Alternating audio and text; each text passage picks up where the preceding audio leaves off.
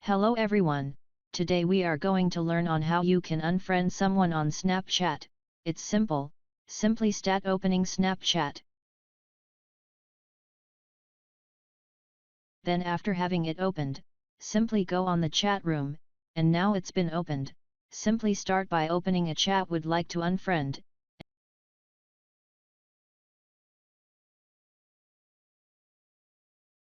And now as you can see in this one are friends on Snapchat, so to unfriend him simply go back to the friend, and long press him then this are results you will get, so simply go on more. And now as you can see here is the button to unfriend him, so simply click on this unfriend button, then click on remove.